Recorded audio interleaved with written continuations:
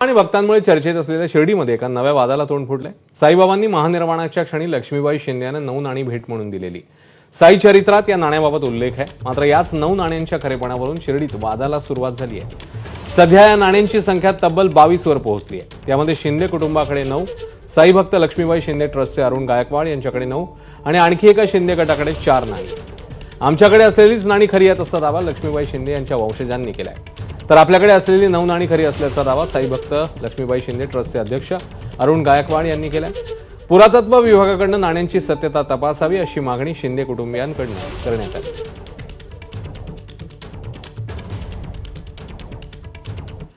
शिर्डीतलं हे वादाचं प्रकरण नेमकं काय आहे बघूया।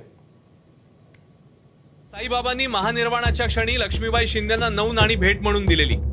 याच 9 नाण्यांच्या खरेपणावरून शिर्डीमध्ये नव्या वादाला सुरुवात झाली आहे।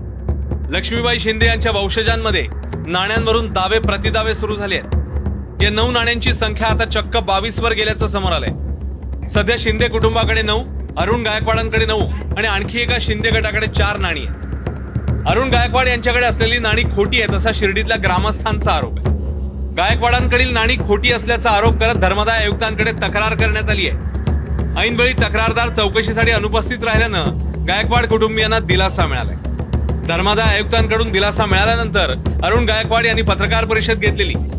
ज्यांना शंका आहे त्यांनी साईबाबांचा DNA दाखवावा असं गायकवाडांनी पत्रकार परिषदेत वक्तव्य केलं। त्यांनी हे सांगावं की ही नाणी साईबाबांच्या हातातलीच आहेत आणि साईबाबांचा त्या दृष्टिकोनातून ही साईबाबांच्या हातातलीच आहेत, तर त्या दृष्टिकोनातून साईबाबांचा DNA त्यांनी आम्हाला दाखवावा, म्हणून तर मग आम्ही म्हणू शकू।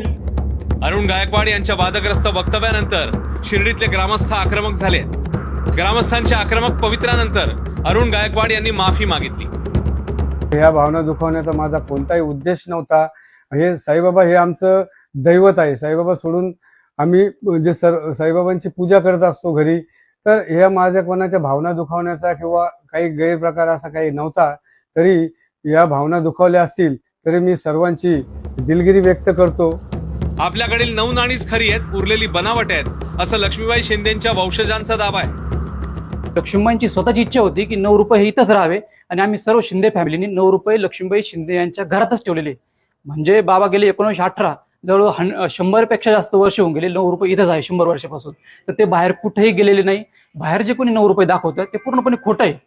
सर्व ग्रामस्थांना माहिती आहे, शिंदे फॅमिलीचे सर्व लोक आज इथं आहेत, तर सर्वांना माहिती आहे की 9 रुपये इथंच ठेवलेले आहेत। अरुण गायकवाडांच्या बाजूने आलेल्या निर्णयाविरोधात आपण अपील करणार असल्याचं संजय शिंदेंनी म्हटलंय। धर्मादाय आयुक्तांनी जरी निकाल दिला तर आम्हाला कुठलीही नोटीस आलेली नाही आणि हे आम्ही सर्वच्या समोर हात ठेवून सांगू शकतो, कुठल्याही प्रकारची नोटीस नाही। आणि जरी धर्मादाय आयुक्तांनी जरी दिलं तर आम्ही तो म्हणतो जे पण कायदेशीर मार्ग आहे त्या मार्गाने आम्ही जाऊन याला फेस करू आणि जे पण आहे ते म्हणतात दूध का दूध आणि पाणी का पाणी हे आम्ही करू शकतो, त्याच्यामध्ये कुठेही काही शंका नाही।